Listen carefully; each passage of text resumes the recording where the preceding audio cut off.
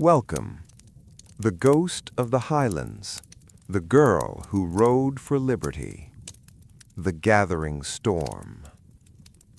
The air in Paterson, New York in April 1777 didn't smell of spring.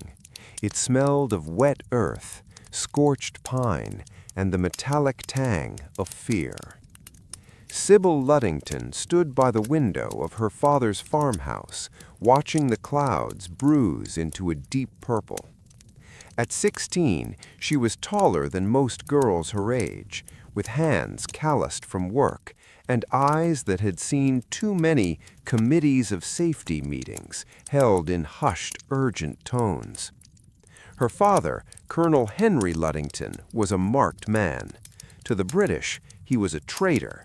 To the locals, he was the thin line between their homes and the torch.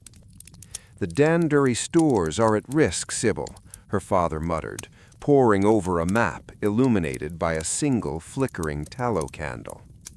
"Tryon has landed at Compo Point. 2,000 British regulars. If they take the munitions at Danbury, the Hudson Valley falls." Sybil didn't look away from the window. "The militia is scattered, Father. Planting season has them miles apart."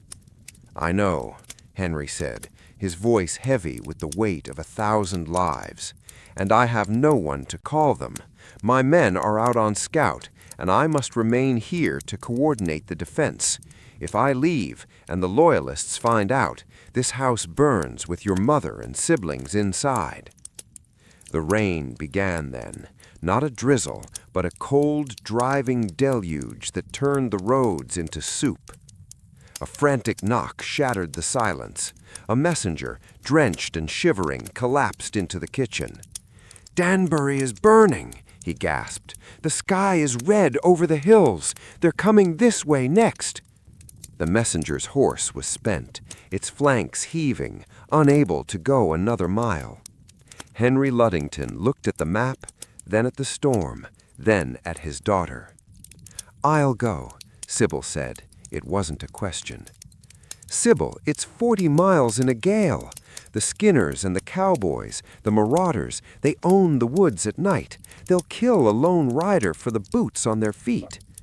Sybil grabbed her father's heavy cloak and her short stick, a simple branch she used to urge her horse, Star. "The British will do worse if they reach the Highlands. I know every creek from here to Lake Mahopac. I am lighter than a man, and Star is faster than any horse the regulars have." Into the black.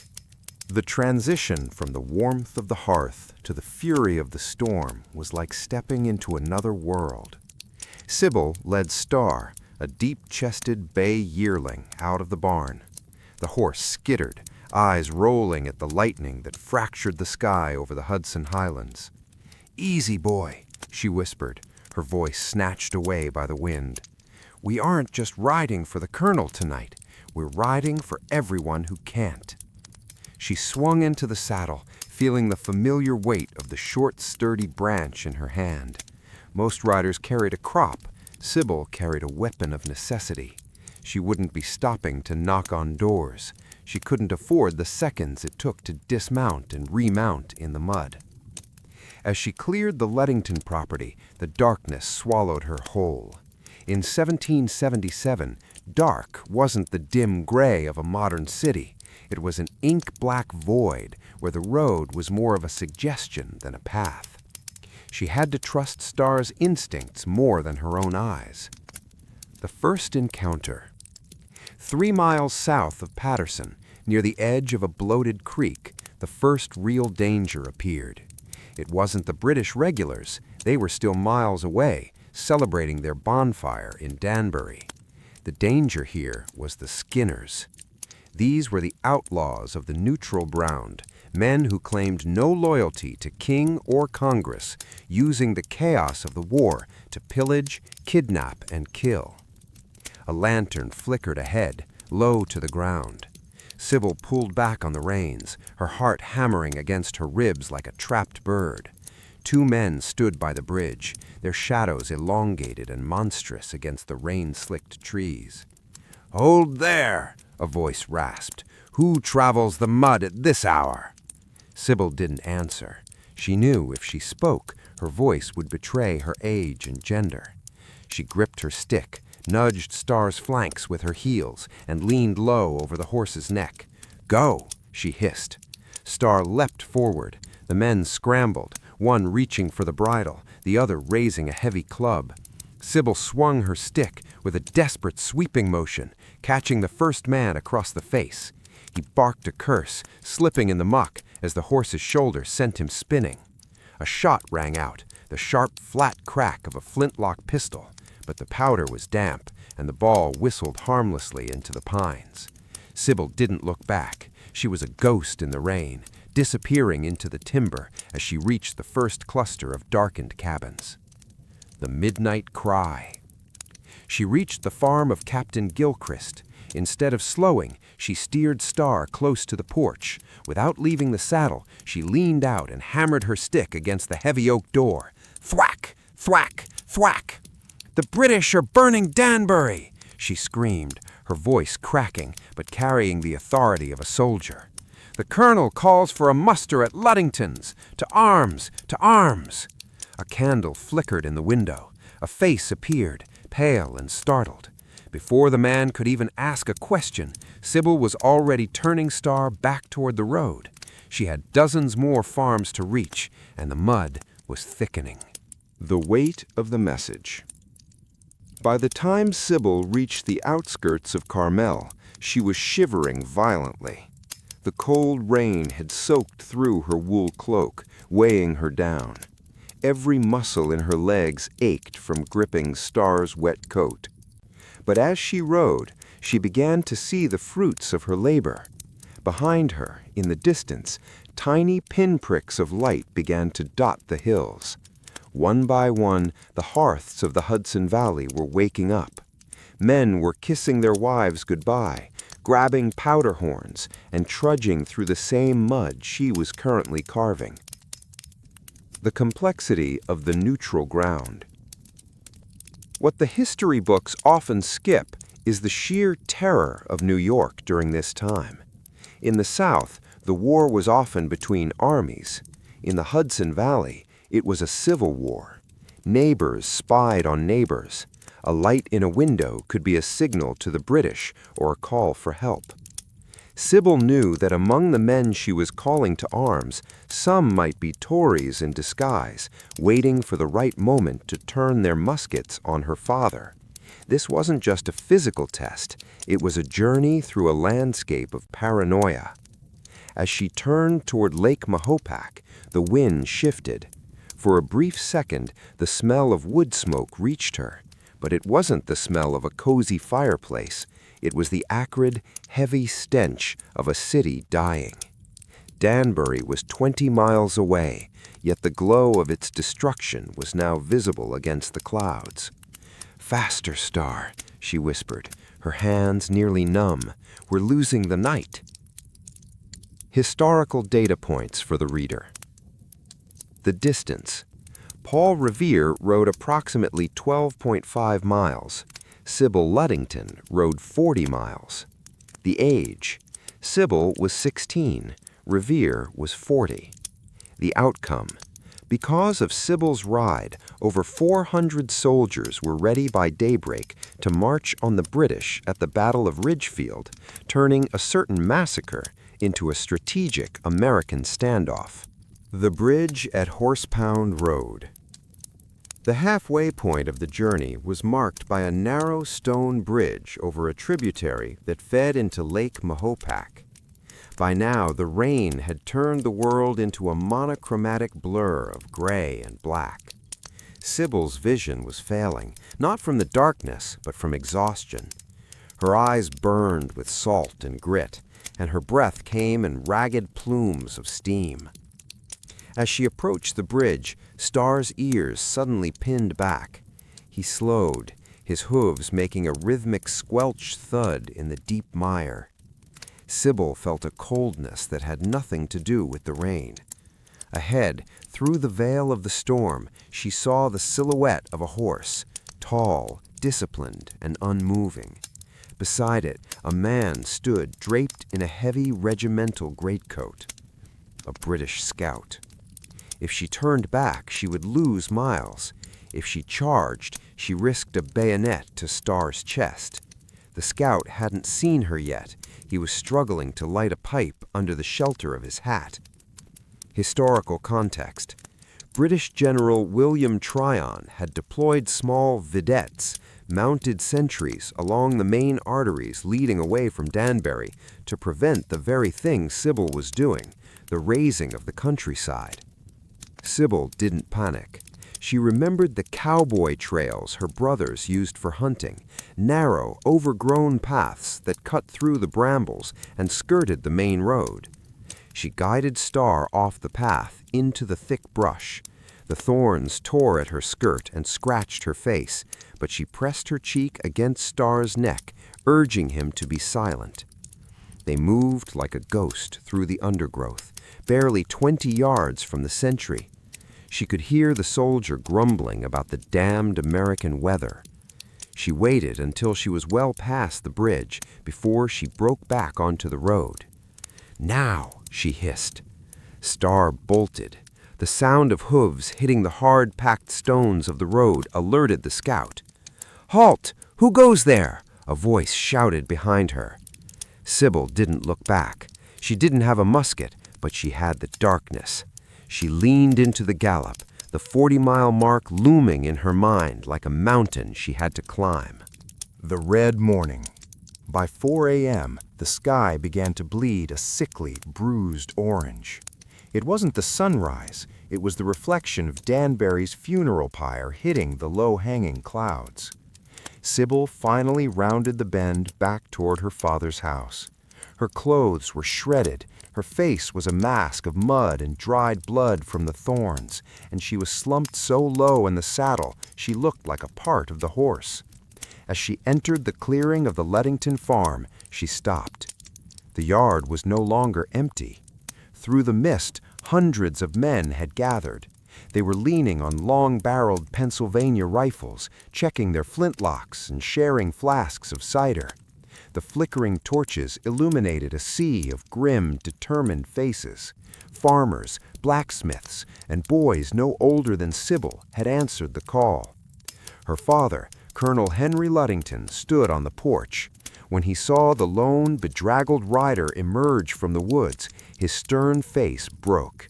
He ran into the mud, catching Sybil as she practically fell from Starr's back. "You did it, Sybil," he whispered, his voice thick with emotion. "Look at them. They're all here." Sybil tried to speak, but her throat was raw from screaming the alarm. She simply pointed toward the south, toward the smoke. "They're coming," she finally managed to croak. The Battle of Ridgefield, the result of the ride. The men Sybil raised didn't just stand guard, they marched. Led by Colonel Ludington and General Benedict Arnold, who was still a hero for the Americans at this point, the militia intercepted the British at Ridgefield. The combat, it was a brutal, close-quarters street fight.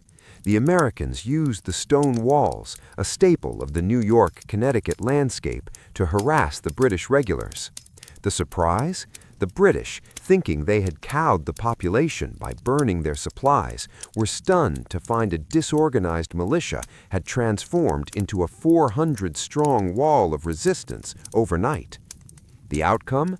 While the British technically won the field, the cost was so high that they beat a hasty retreat to their ships.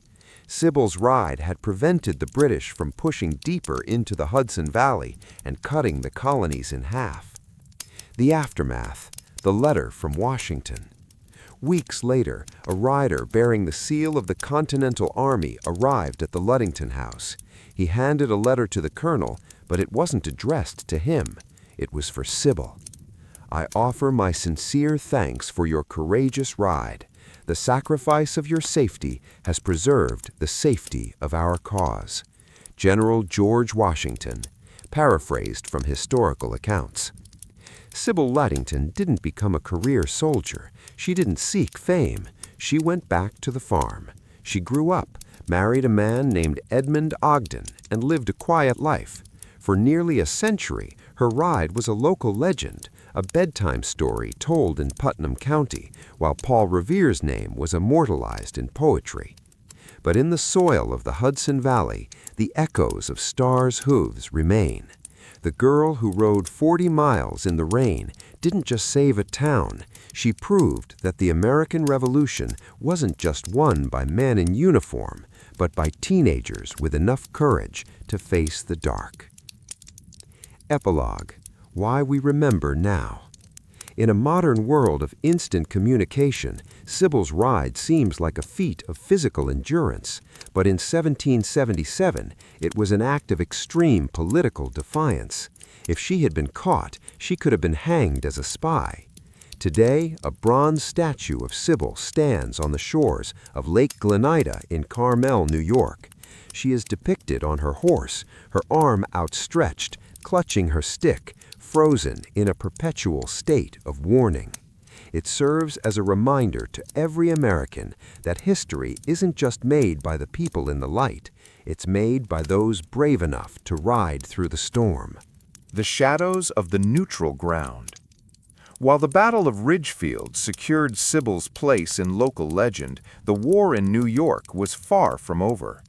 By 1778, the region between the British-occupied New York City and the American-held Highlands became known as the neutral ground. It was a misnomer.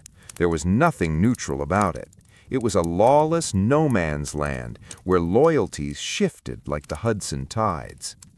It was here that Sybil's role transformed from a one-time messenger into a vital link in the invisible war of intelligence. Colonel Ludington had been tasked by George Washington to operate a network of informants. He realized that a teenage girl was the perfect invisible agent. To the British patrols, a young woman traveling to a neighbor's farm or local mill was beneath suspicion. The invisible ink. One evening, a man disguised as a peddler arrived at the Ludington farm. He carried no weapons, only a tray of ribbons, needles, and pins. Sybil watched as her father pulled the man into the back study. "Sybil, come here," the colonel called. On the table sat a blank sheet of paper. The colonel took a vial of clear liquid, sympathetic stain, as it was called, and brushed it over the paper. As the heat from a candle warmed the fibers, brown letters began to materialize like ghosts. It was a list of British troop movements heading toward West Point. "I need this reached to the Highland outposts," Henry said, his voice a low gravel. "But the main roads are crawling with cowboys, the loyalist raiders. They are searching every man they find." Sybil looked at the paper. "They won't search a girl's hair, Father." The braided secret. The mission was perilous. Sybil memorized the locations of the hidden British batteries, then watched as her father burned the paper. She didn't carry the physical letter, she carried the information in her mind, and a small wooden token hidden deep within the intricate braids of her hair, a recognition signal for the Continental officers. She rode out the next morning under the guise of visiting a cousin who had recently fallen ill. 6 miles into the journey, she was stopped by a group of 3 men. They weren't in uniform, but they wore the red cockades of the king's supporters. "Whither away, mistress?" the leader asked, grabbing Starr's bridle. "To my aunt's house in Fredericksburg," Sybil said, her voice steady, mimicking the pitch of a worried girl. "She has the lung fever, and I bring her these herbs." She gestured to a small basket of dried lavender and mint on her saddle. The man narrowed his eyes. He searched the basket, dumping the herbs into the mud. He checked the lining of her saddle. He even made her remove her boots. But he didn't dare touch the daughter of a known, though distant, gentleman in a way that would violate the social codes of the time. He didn't check her hair. "Move on," he spat, "and tell your aunt to die quietly. This land belongs to King George again." Sybil nodded, her heart thumping against her ribs. She rode another 10 miles, her neck stiff from the weight of the secret she carried, until she reached the encampment of General Israel Putnam. When she revealed the hidden token and whispered the coordinates of the British batteries, Putnam reportedly remarked that the Ludington girl had more sand in her than a regiment of New Jersey regulars. The General's Visit. The summer of 1780 brought a different kind of heat to the Hudson Highlands. The war had reached a stalemate in the north, but the tension was thick enough to taste. General George Washington was moving his headquarters frequently to avoid kidnapping plots, and the Ludington farmhouse became a temporary sanctuary for the high command. One humid evening, a small troop of Continental cavalry clattered into the yard. At the center of the group sat a man who seemed to occupy more space than the air around him. Even from the window, Sybil recognized the stoic posture and the buff and blue uniform. George Washington had arrived. The Dinner of Secrets. Sybil and her mother, Rebecca, worked in a frenzy to prepare a meal. In a time of scarcity, they brought out the last of their cured ham and early summer greens. Sybil moved with a quiet efficiency, but her mind was racing. To her, Washington wasn't just a general. He was the physical embodiment of the cause she had nearly died for 3 years prior. As she served the table, the conversation was hushed. Washington was speaking with her father about Benedict Arnold, who was then in command of nearby West Point. There were whispers of neglect, of Arnold's growing bitterness. "The defenses are crumbling, Henry," Washington said, his voice a low, rhythmic rumble. "And the British know it. They are watching the river like hawks." Washington turned his gaze to Sybil. The legend says he had a way of looking through people, measuring their character in a single glance. "Colonel," Washington said, nodding toward Sybil, "is this the young rider who brought the Highlands to life?" "It is, Excellency," Henry replied with a rare, proud smile. "My daughter, Sybil." Washington stood, a massive figure that dwarfed the low-beamed ceiling of the kitchen. He took Sybil's hand. "Many men have been decorated for far less than 40 miles in a New York gale, Miss Ludington. The country owes you a debt that I fear a fledgling treasury can never pay." He reached into his pocket and produced a small silver snuff box, a modest token, but one that carried the weight of the commander-in-chief's personal gratitude. The betrayal at West Point. The peace of the visit was short-lived. A few months later, the neutral ground exploded in chaos. The news broke like a thunderclap. Benedict Arnold had turned traitor. He had attempted to sell the plans of West Point to the British. For the Ludingtons, this was a personal blow. They had served under him. Sybil had carried messages that likely crossed his desk. The capture of the British spy, Major John Andre, the man who carried Arnold's secrets, happened just miles from the Ludington farm. The local militia, the very men Sybil had called out that rainy night in 1777, were the ones who intercepted him. If Sybil hadn't proven the militia could mobilize in hours, local historians often argue, the patrols that caught Andre might not have been so vigilant. The revolution was saved by a hair's breadth. Had Andre reached the British lines, the Hudson would have been lost, and the American experiment would have been strangled in its crib. The long silence. As the 1780s gave way to a new century, the dust of the Revolution settled into the floorboards of American history. Sybil married Edmund Ogden in 1784. They moved to Unadilla, New York, a rugged frontier town where life was defined by the plow rather than the sword. She raised 6 children. To them, she wasn't a hero, she was mother, the woman who could predict a storm by the smell of the air and who insisted that every child, son or daughter, know how to ride a horse before they could run. She rarely spoke of her ride. In the early 1800s, the War of Independence was seen as a collective struggle. Individual glory was considered uncouth, especially for women. The Passing of a Patriot.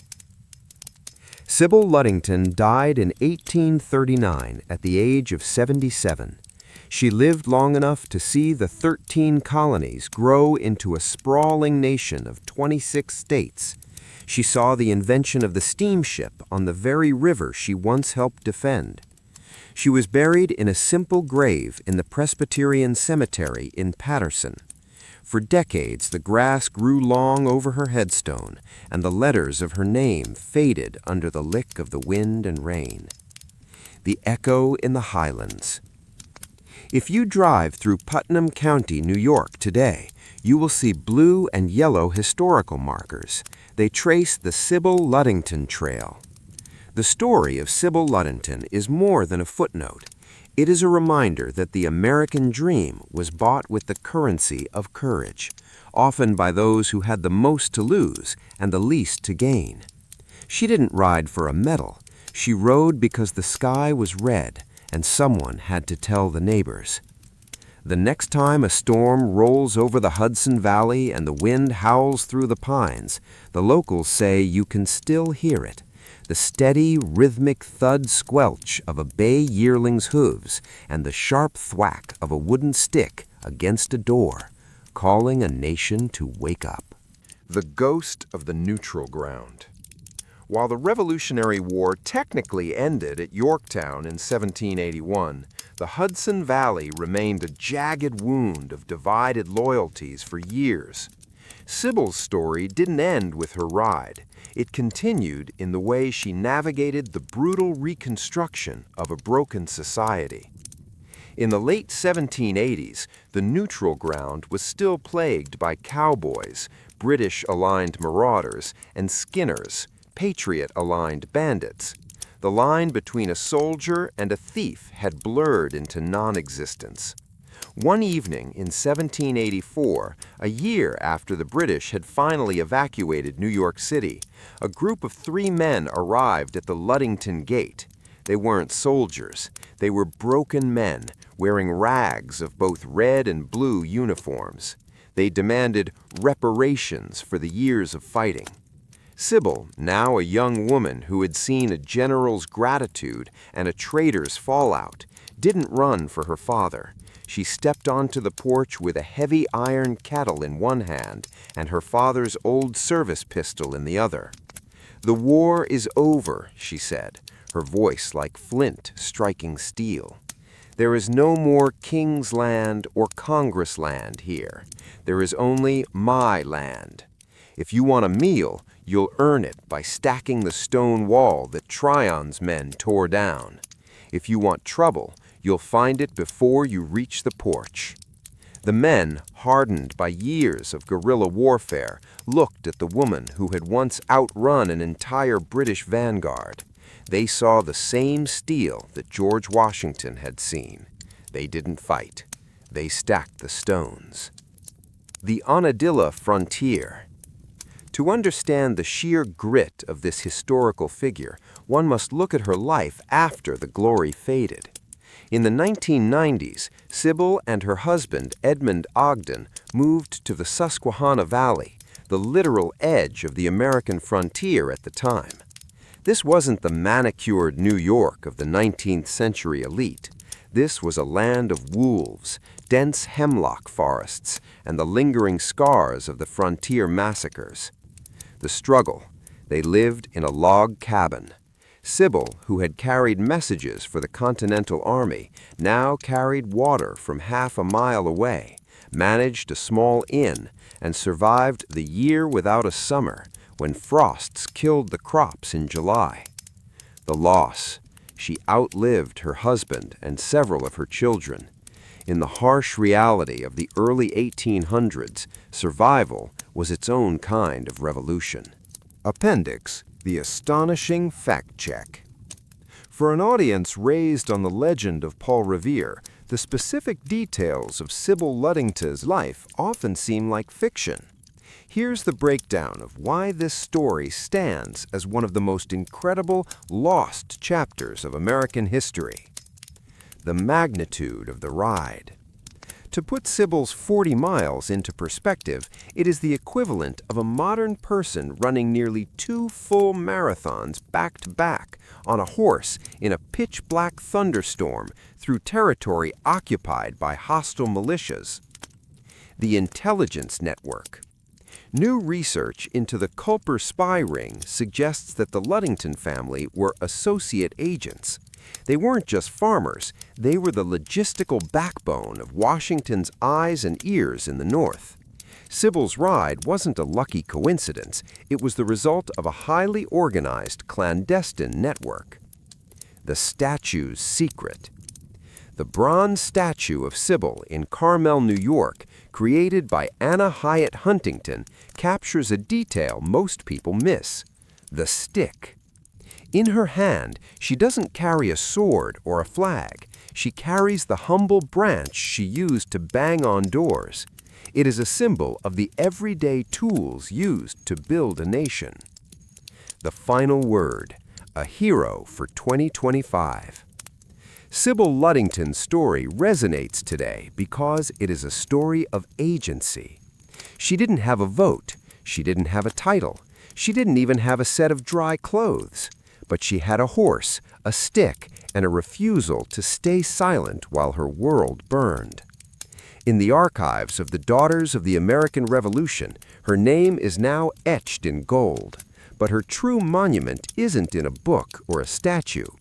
It's in the very existence of the Hudson Valley towns that would have been ash if a 16-year-old hadn't decided that 40 miles was a distance she was willing to bridge. The trial of the neutral ground.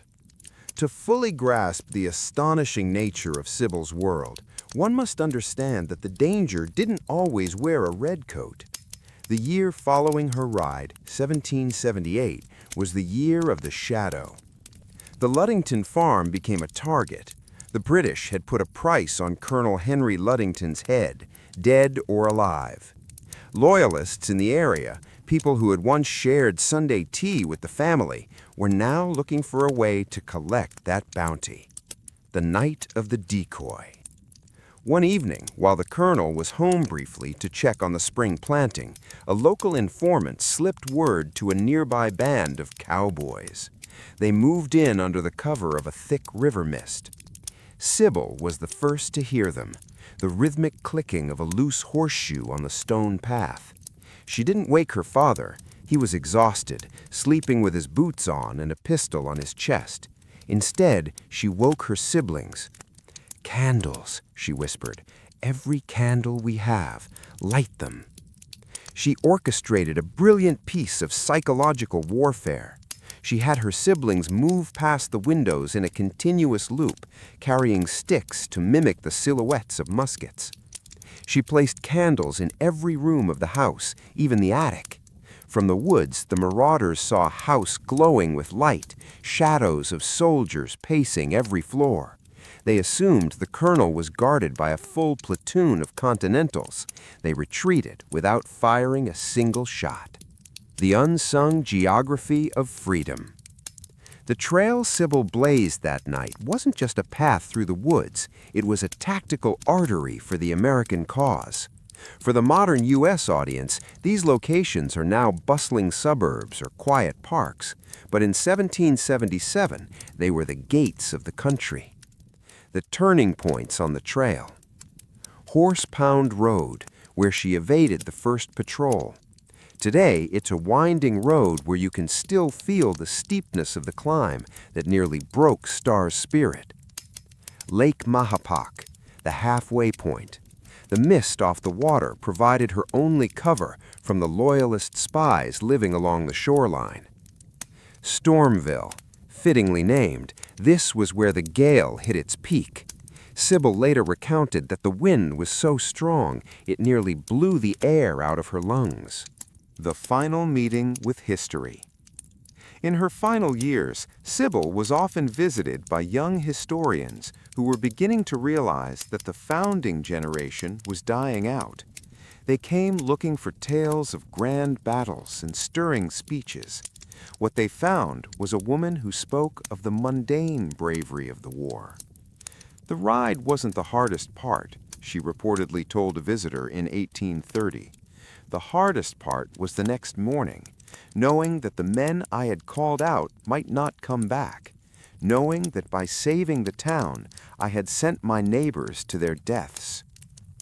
This is the intellectual honesty of Sybil Ludington. She wasn't a caricature of a hero. She was a woman who understood the heavy cost of liberty. The astonishing legacy, by the numbers. 12,000 plus, the number of people who attend the annual Sybil Ludington 50K run, honoring her endurance. 1975, the year the U.S. Postal Service finally issued a stamp in her honor, 198 years after her ride. 0, the amount of pension money she received from the government. Despite her service, her application was denied because women were not recognized as veterans of the militia. The conclusion of the epic. The story of Sybil Ludington ends not with a bang, but with a legacy that refuses to stay buried. She represents the silent American, the ones who do the work, face the storm, and return to their lives without demanding a parade. Her story is a bridge between the myth of America and the reality of it.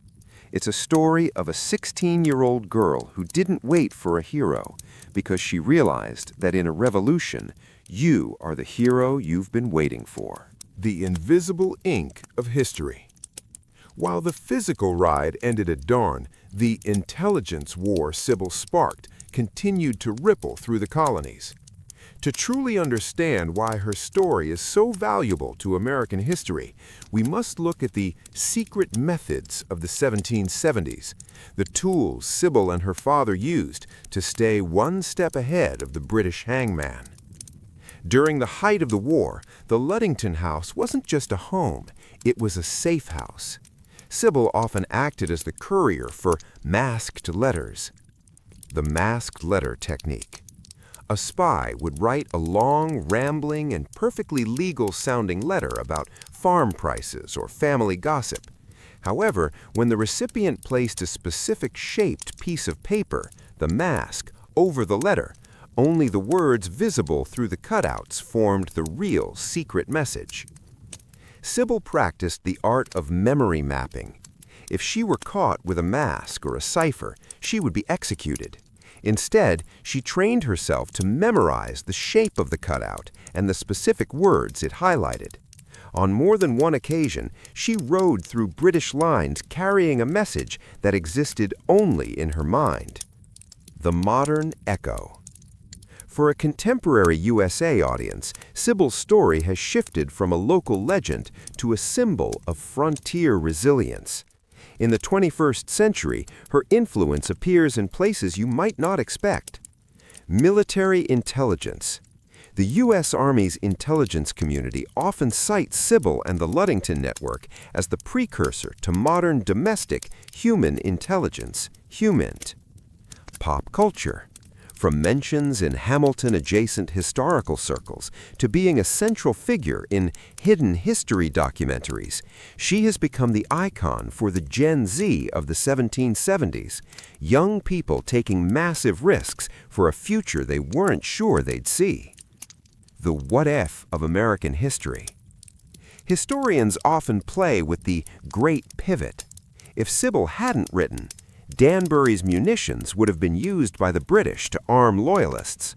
The Hudson Highlands would have lacked the militia presence to slow General Tryon's retreat. The French alliance might never have happened. France was waiting for proof that the American commoners were truly committed to the fight. Sybil's 400-man muster was exactly that proof. The final resting place.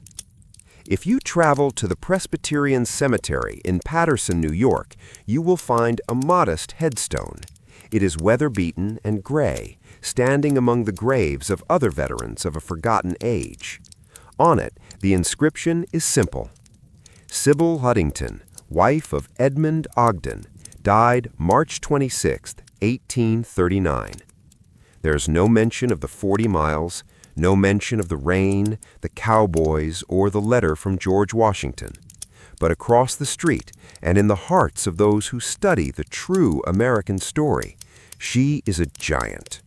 She reminds us that the American Revolution wasn't just won on the battlefields of Yorktown or Saratoga.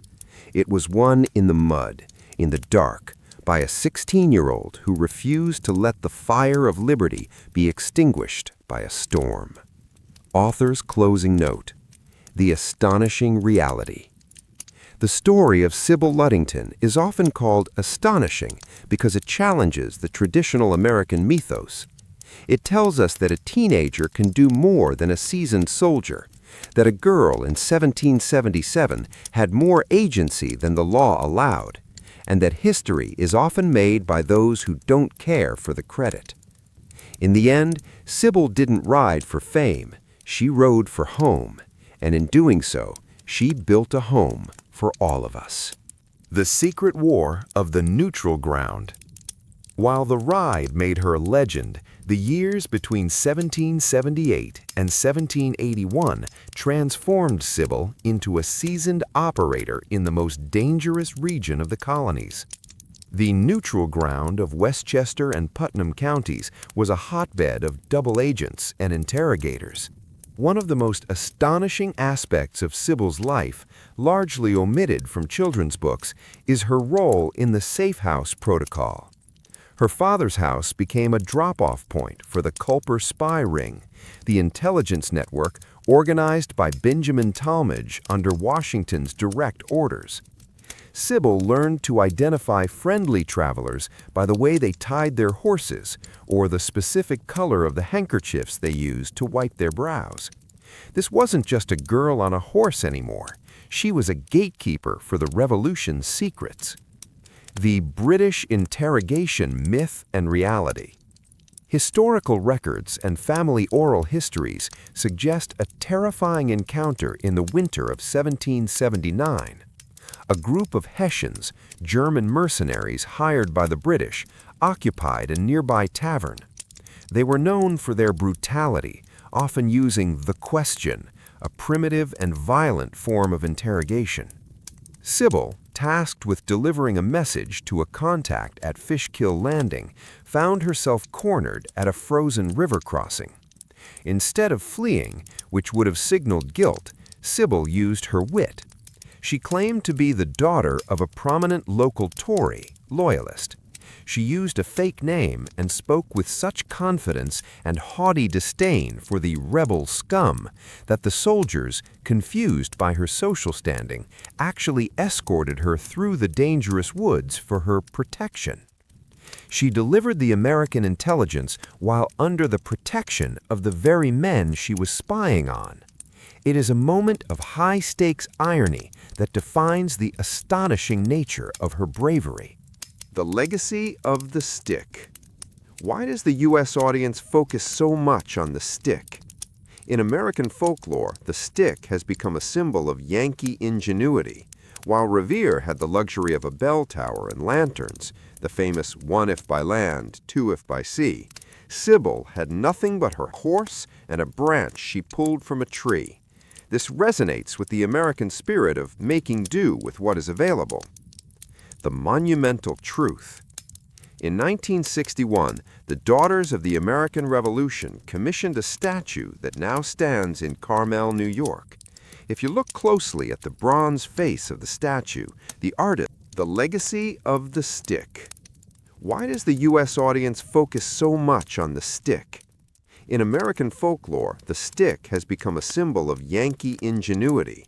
While Revere had the luxury of a bell tower and lanterns, the famous one if by land, two if by sea, Sybil had nothing but her horse and a branch she pulled from a tree. This resonates with the American spirit of making do with what is available. The monumental truth. In 1961, the Daughters of the American Revolution commissioned a statue that now stands in Carmel, New York. If you look closely at the bronze face of the statue, the artist, Anna Hyatt Huntington, didn't make Sybil look like a delicate maiden. She made her look furious.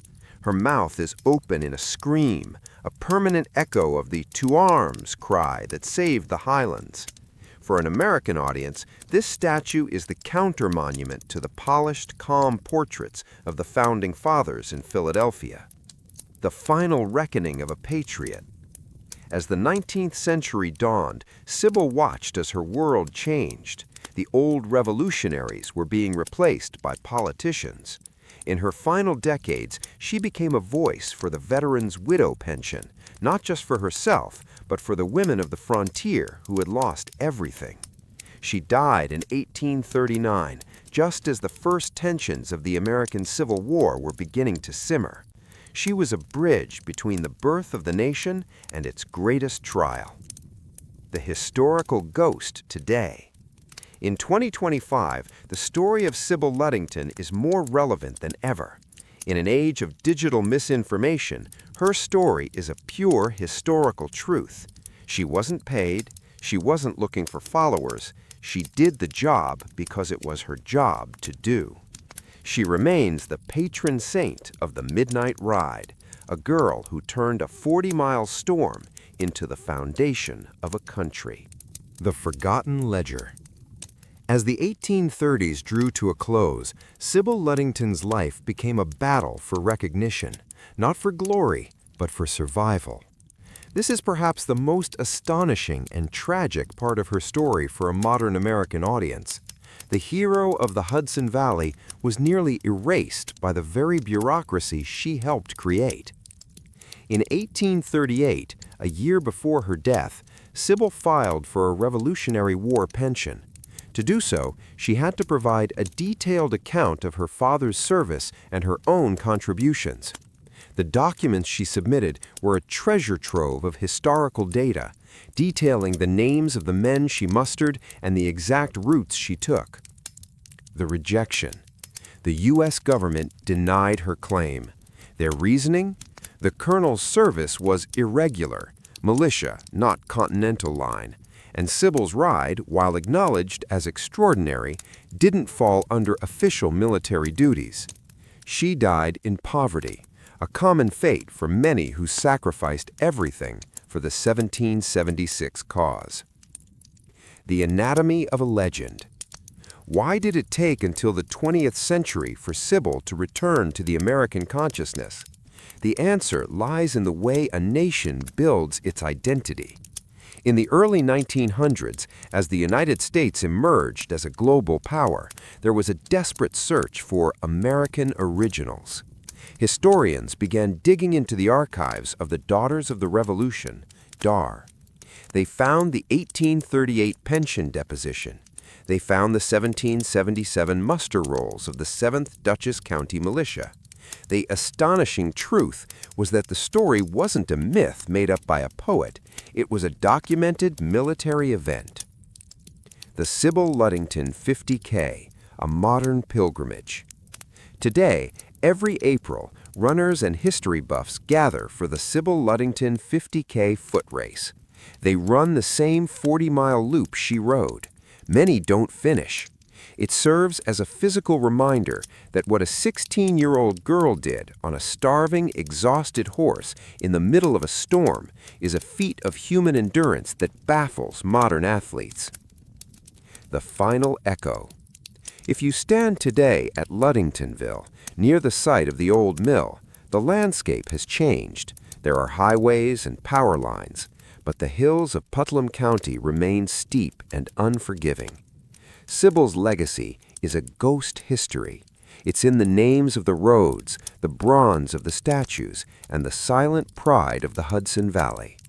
For the USA audience, she represents the citizen soldier, the idea that democracy isn't something you inherit, it's something you defend when the sky turns red.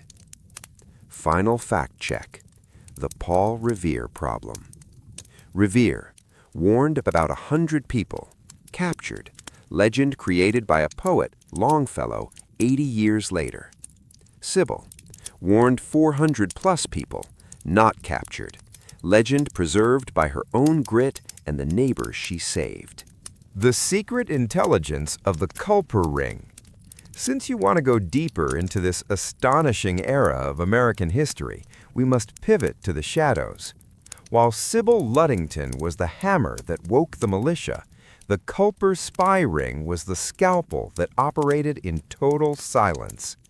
For a USA audience, this is the real-life Mission Impossible of 1778. George Washington was obsessed with intelligence, famously saying, "Everything as far as possible must be a dead secret." The man who didn't exist, Samuel Culper. The ring was led by Benjamin Talmadge, a young officer who realized that traditional spies were always caught. He needed ordinary citizens. He recruited childhood friends from Setauket, Long Island, people the British saw every day but never noticed. The Invisible Woman, Agent 355. Perhaps the most mysterious figure in American history is Agent 355. In the Culper Codebook, the number 355 stood for Lady. She was a socialite in British-occupied New York City. While General Clinton and his officers drank wine and discussed troop movements, 355 sat in the corner, knitting or laughing at their jokes. She was invisible because in 1780, the British High Command believed women were incapable of understanding military strategy. The astonishing fact: it was likely Agent 355 who first uncovered the treachery of Benedict Arnold. She overheard the whispers of his secret correspondence with Major Andre and funneled that information through a chain of dead drops back to Washington. The laundry signal. How did a spy on British-occupied Long Island send a message across the Sound to Connecticut without being caught? They used a washing line. Anna Smith Strong, a member of the ring, used her laundry as a visual code. A black petticoat signaled that a message boat had arrived. 6 white handkerchiefs, each one represented a different hidden cove where the boat was waiting. To a British patrol, it was just a woman doing chores. To the Continental Army, it was the location of the most sensitive intelligence in the war. The final trap. The Culper Ring's greatest triumph came during the Yorktown campaign. They managed to convince the British that Washington was going to attack New York City, even as his army was actually marching hundreds of miles south to Virginia. They leaked fake documents, orchestrated accidental conversations in taverns, and fed the British misinformation that kept their best troops huddled in Manhattan while the war was being won in the South. Why this history matters in 2025. The story of Sybil Ludington and the Culper Ring proves that the USA wasn't just built on the battlefield. It was built in the shadows. It was built by teenagers, housewives, and tavern owners who risked the gallows for a country that didn't yet exist. For a modern audience, this is the ultimate true underdog story. It reminds us that technology is secondary to grit. A stick and a laundry line defeated the world's most powerful empire. The hidden figures are the most important. Without the spies and the midnight riders, the generals would have been blind. The Giant of the High Plains, Stagecoach Mary. While the Revolutionary War was fought for the idea of a nation, the 1800s were fought for the physicality of it. If Sybil Ludington represents the grit of the East, then our next true story represents the raw, unyielding power of the West. This is the astonishing life of Mary Fields, better known as Stagecoach Mary. Born into slavery in Tennessee around 1832, Mary didn't even have a birth certificate. Yet she would go on to become a cigar-smoking, gun-toting, 200-pound legend of the Montana frontier and the first African-American woman to work for the United States Post Office. The Nun and the Outlaw. Mary's journey to the West was as unlikely as a fiction novel. After the Civil War, she worked on riverboats and eventually found herself at a convent in Ohio serving Mother Amadeus Dunn. When Mother Amadeus moved to the rugged Montana territory to start a mission for indigenous girls, she fell deathly ill. Mary didn't hesitate. She traveled alone to the edge of the wilderness to nurse her friend back to health. But Mary wasn't your typical convent worker. She was 6 feet tall, wore a man's coat, carried a .38 Smith & Wesson under her apron, and had a temper that could shake the Rockies. She was eventually kicked out of the mission after a shootout with a male janitor who had insulted her. The Star Route Trial. In 1895, at the age of 63, an age when most people in the 19th century were considered elderly, Mary saw a job posting for a Star Route mail carrier. This wasn't a job for the faint of heart. The route went through the Cascade Mountains of Montana.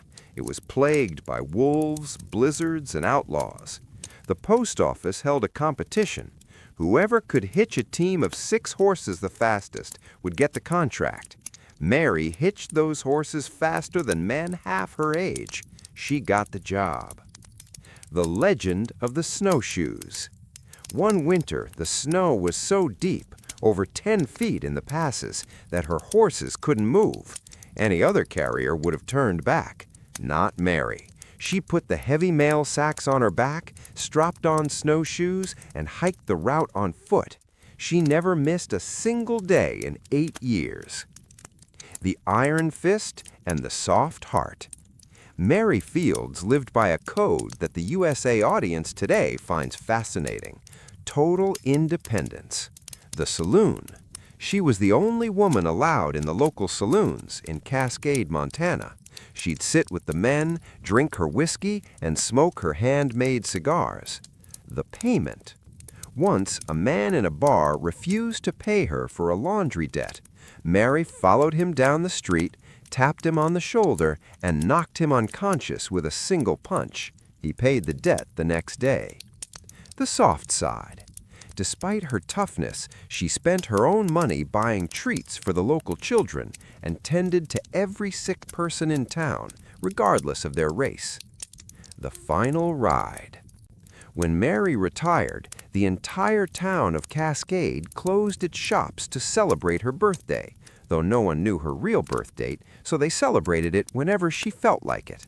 When her laundry business burned down, the townspeople built her a new home with their own hands. She died in 1914. Even Gary Cooper, the famous Hollywood actor who grew up in Montana, remembered her as a force of nature that couldn't be tamed. The Hidden Scepter, the Secret President.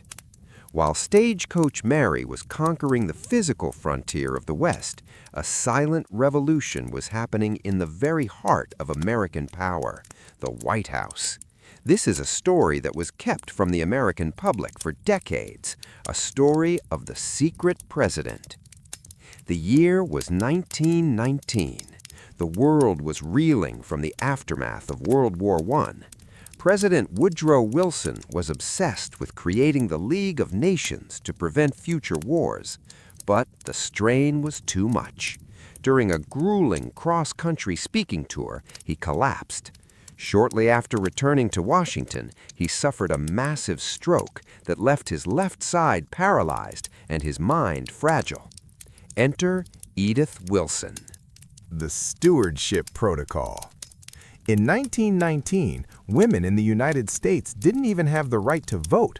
The 19th Amendment wouldn't be ratified until 170 days later. Yet, for the next 17 months, Edith Wilson effectively ran the executive branch of the United States. She called it her stewardship, but historians today call it the first female presidency. The astonishing deception. Fearing that a disability would lead the vice president to take power and ruin her husband's legacy, Edith created a wall around the president. She was the only person allowed to see him. Even the cabinet and the press were barred from the sick room. Governing by proxy. Every piece of legislation, every diplomatic cable, and every military order went through Edith first. She would take the papers into the darkened bedroom where Woodrow lay. She claimed she was consulting him, but most believe she was making the decisions herself. The ink-stained fingers. Officials began to notice that the presidential signatures looked shaky, or that memos were returned with Edith's handwriting in the margins, directing policy. The veto power. She decided which bills were important enough for the president to see. If she didn't like a policy, it simply died on her bedside table. The Lady and the League. The most astonishing part of this period was the international stakes. The map of the world was being redrawn. While Europe's kings and prime ministers waited for the president's word, they were actually waiting for a woman from Virginia who only had a 2-year education in a finishing school. For a USA audience, this story is a fascinating look at the invisible power women have held throughout history. Like Sybil Ludington in The Rain or Agent 355 in The Shadows, Edith Wilson proved that you don't need a title to hold the reins of a nation. You just need the courage to take them. The legacy of the 17 months. When Woodrow Wilson's term ended in 1921, he left the White House a broken man. Edith remained by his side until his death. The secret of her stewardship only truly came to light years later through her memoirs and the accounts of White House staff. She didn't do it for personal power. She did it out of a fierce, almost terrifying loyalty to her husband. But in doing so, she became a pioneer in the most unexpected way. The science of the blast. Modern ballistics researchers at Duke University finally solved the mystery in 2017. The very weapon the Hunley used, the spar torpedo, was its undoing. The explosion of the 135-pound charge traveled through the water and the iron hull, creating a pressure wave that caused blast lung. The crew was killed instantly by the shock wave of their own victory. Their lungs were crushed, their brains concussed, and they died in their seats before they even realized the mission was over. The final ghost of the American Revolution, the prisoner ships. To close this massive historical tapestry, we must return to where we began, the Revolutionary War, but look at the story that almost broke the American spirit. This is the astonishing and horrific truth of the British prisoner ships in Wallabout Bay, Brooklyn. If Sybil Ludington represents the action of the war, and the Copper Ring represents its secrets, then the HMS Jersey represents the cost. For a USA audience, this is the most forgotten tragedy. More Americans died on these stationary, rotting ships than in every single battle of the Revolutionary War combined. The Hell Ship, HMS Jersey. In 1781, as the war dragged into its final stages, the British held thousands of American prisoners of war. Instead of building jails on land, they stripped the masts off old warships and anchored them in the East River. The most notorious was the HMS Jersey, nicknamed Hell. The conditions. Over 1,100 men were crammed into the lower decks at any given time. There was no light, no ventilation, and the air was so thick with disease that a candle would flicker out from lack of oxygen. The daily toll. Every morning, the British guards would shout down the hatch, "Rebels, bring out your dead." Between 6 and 12 bodies were pulled up daily, buried in shallow sand graves on the Brooklyn shore that would wash away with the tide. The choice of liberty. The astonishing part of this story isn't just the suffering, it's the defiance. The British offered every prisoner a choice: renounce the United States, join the Royal Navy, and you will be fed and freed. History records that almost none of them took the deal. Thousands of men chose to rot in the dark rather than betray the country Sybil Ludington had ridden to save. It was a silent, stationary battlefield of the will. The monument of the unknown. For decades after the war, the bones of these prisoners would wash up on the shores of Brooklyn. In the early 1900s, the prisoner ship Martyrs Monument was built in Fort Greene Park. Underneath a 149-foot granite column lies a crypt containing the remains of those who died in the Hell ships. For a modern audience, this is the ultimate next step in understanding the American identity. It shows that the Revolution wasn't just won by the Founding Fathers in silk suits, but by the anonymous thousands who held their breath in the dark until they couldn't anymore. We have now reached the summit of this historical epic. We have moved from the mud of 1777 to the depths of the 1864 Atlantic, from the Montana mountains to the corridors of the 1919 White House, and finally to the sands of Brooklyn. The theme of the epic, history is a relay race. Sybil Ludington passed the torch to the militias. The spies passed the torch to the generals. The prisoners held the torch steady through the night. The frontiersmen and women carried that torch across a continent. The final stand. The mystery of the lost battalion of 1918. To weave the final thread into this grand American tapestry, we move forward to the muddy, gas-choked trenches of the Argonne Forest. While Sybil Ludington fought for the birth of a nation and Edith Wilson managed its power, the men of the Lost Battalion fought for its soul on the world stage. This is an astonishing true story of how 550 men were surrounded by the German army, forgotten by their own, and survived against impossible odds through a single desperate messenger, not a girl on a horse, but a bird in the sky. Tracked in the pocket.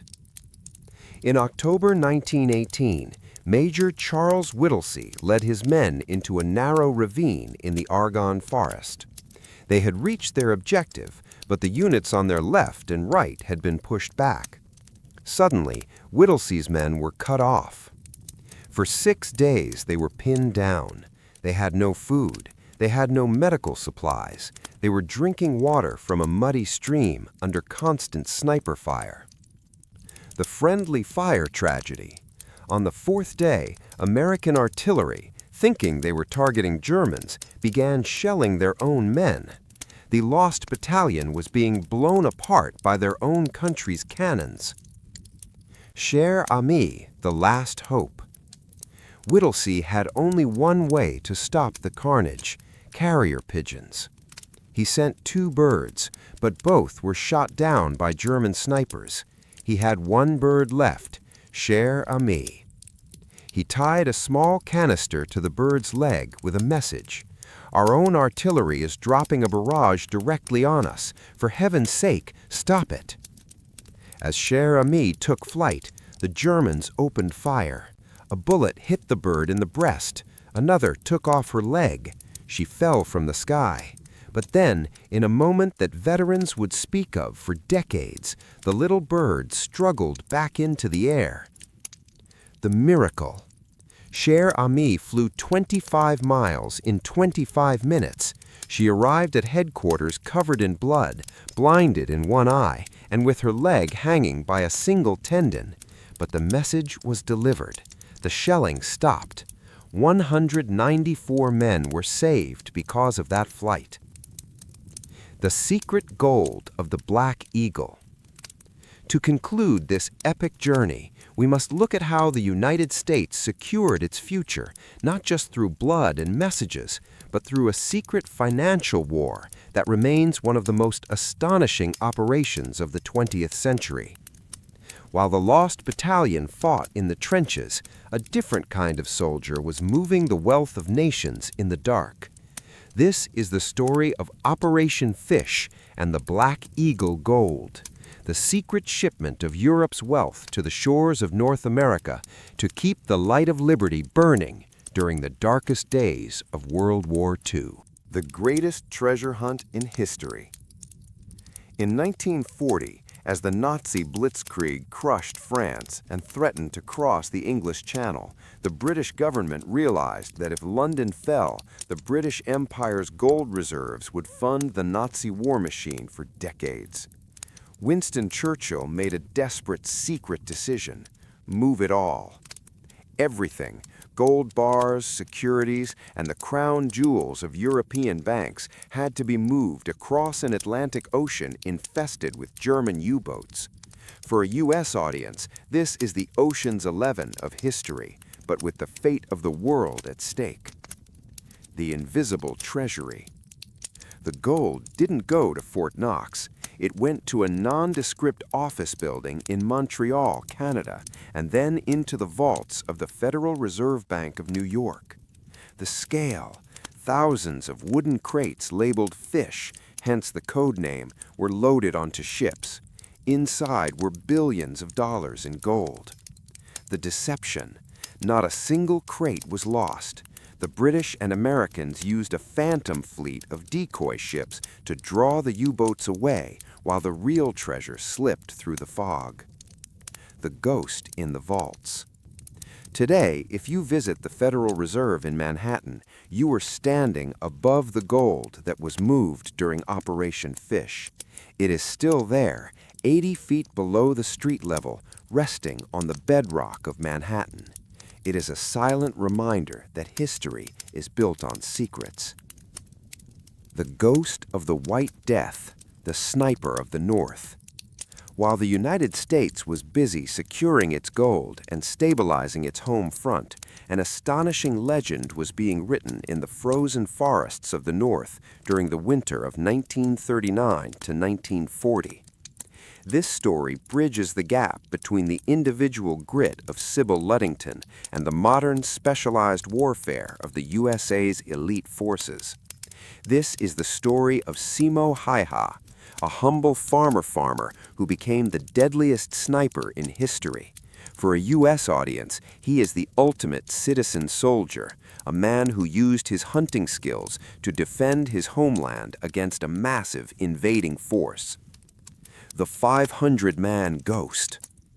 When the Soviet Union invaded Finland with 1.5 million soldiers, Simo didn't wait for a uniform. He grabbed his old bolt-action rifle, the kind he used for hunting deer, and stepped into the snow. He wore no specialized gear, just his white farm camouflage. The iron sights. Unlike modern snipers, Simo refused to use a telescopic sight. Scopes reflected the sun, giving away a position, and required the shooter to lift their head higher. Simo used iron sights, relying purely on his eyes and the rhythm of his breath. The snow in the mouth. To prevent the steam of his breath from being seen by Soviet scouts in the -40°C cold, Simo would keep a mouthful of snow at all times. The invisible barrier.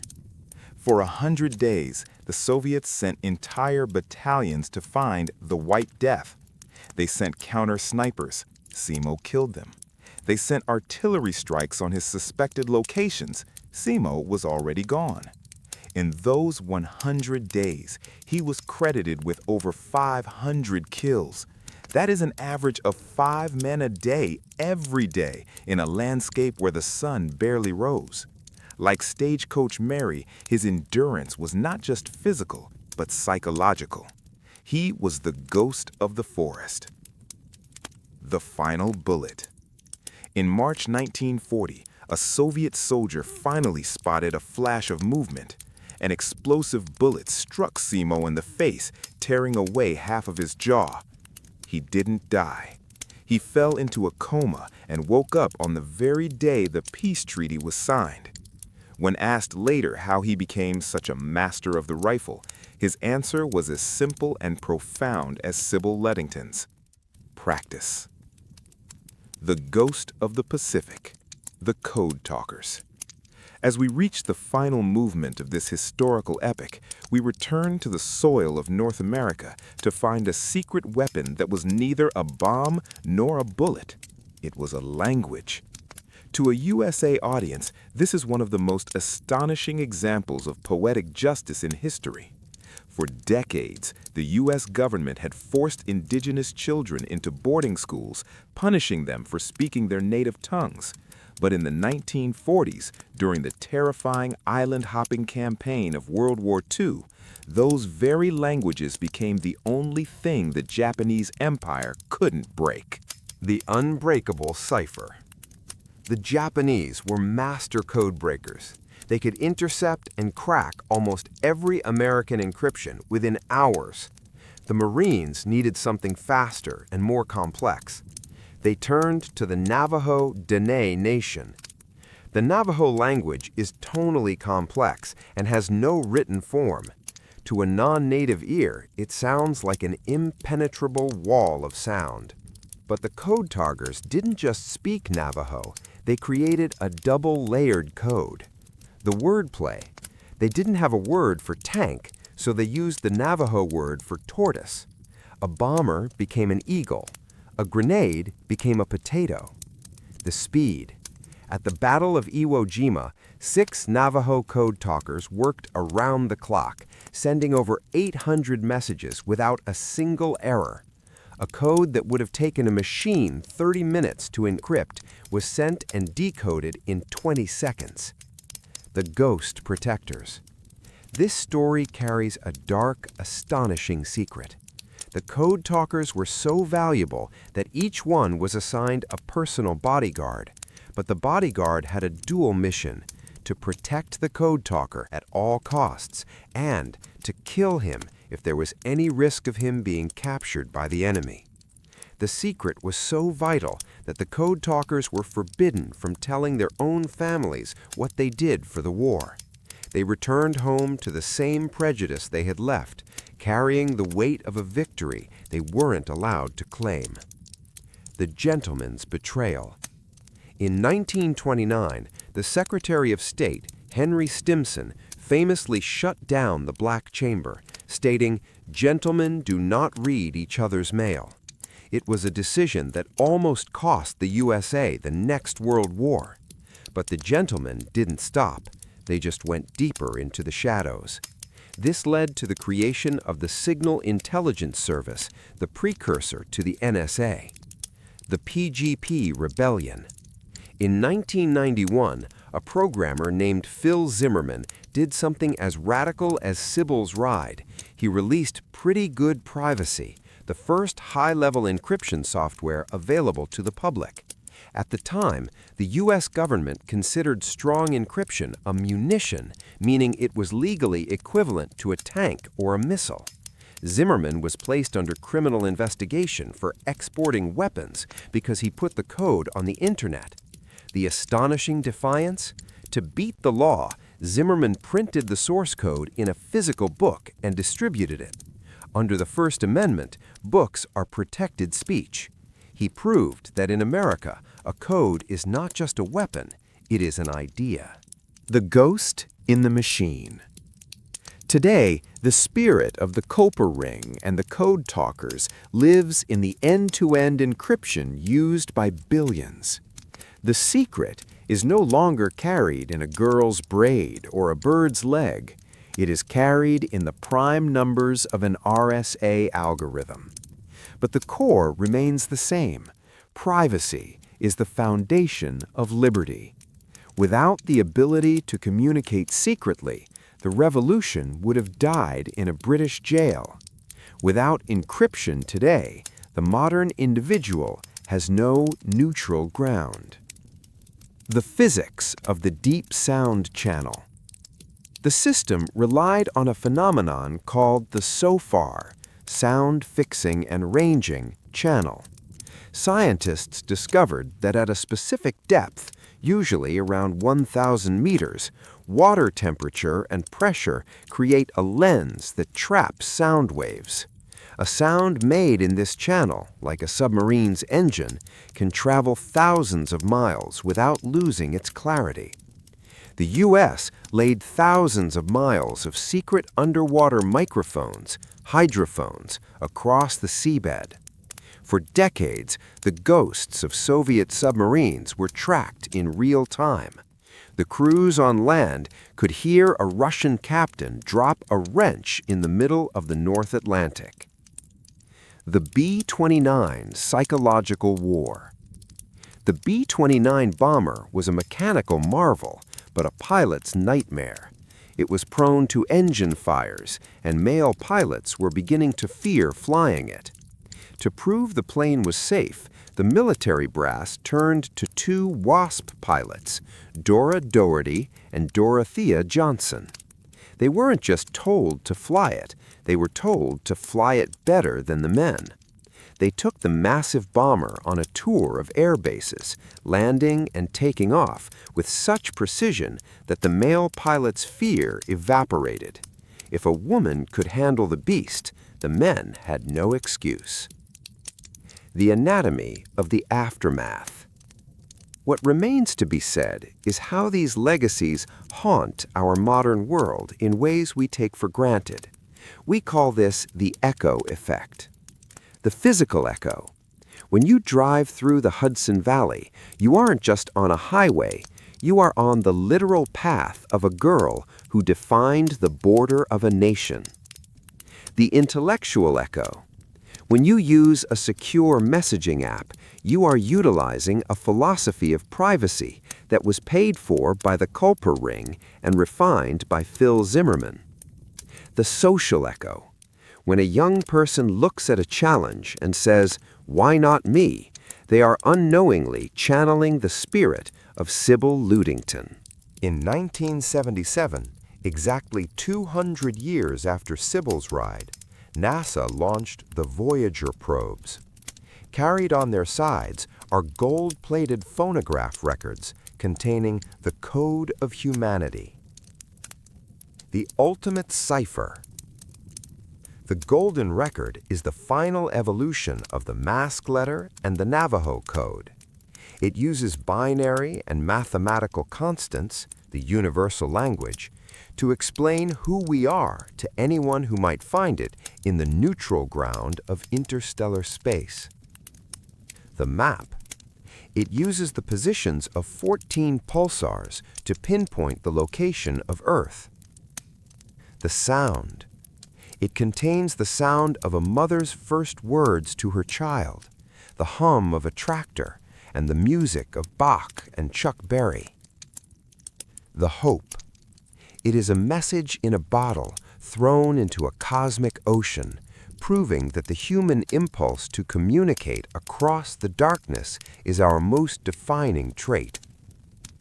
We ended billions of miles away, where a golden disk carries the sound of the wind and the rain that Sybil once rode through.